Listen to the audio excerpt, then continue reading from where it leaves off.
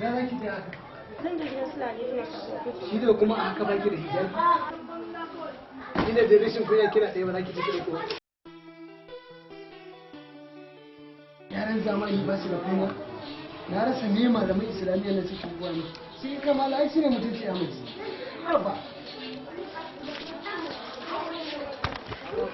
Gaskiya rayuwa yanzu da ba ka tana. Gaba ɗaya na rinka da Allah matan ma ba za su yi ba.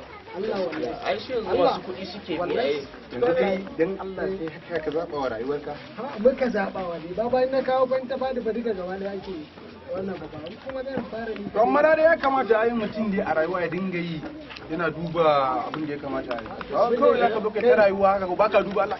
Kai, Mutum da tsoron Allah ba. iska ba asalin cikakken wallahi sai A ni ma shaida ne wannan. Wallahi tallahi. Sun jamfa jallajiya hirami wa Allah karfi da yaji nake zama musulmi. To amma na banza da tun da ya ce.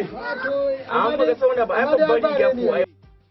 Kibara ai sai ka je banki kai yalo Wa shaɗe jan. Gaskiya wannan kayan ya zo. Gaskiya ta yi Anaskan wannan irin kayan ku ne. A wannan kalar mu ce. Garanti wannan nan ne kalar mu ce. Ka hanzarta ka tabule.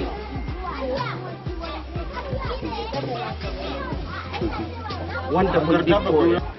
Good luck big boy. Allah ya bada sa'a. yalo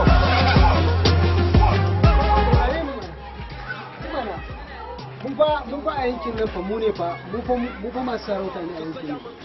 Mu ba sauraron ma ake fa. Ji, ɗan mata, ɗan mata ji mana, ɗan mata ji mana. Wai malam me haka ne? Wuyana, wai dare da kuma rana ne ka a taimake ni. Ba a taimake ni, wuyana.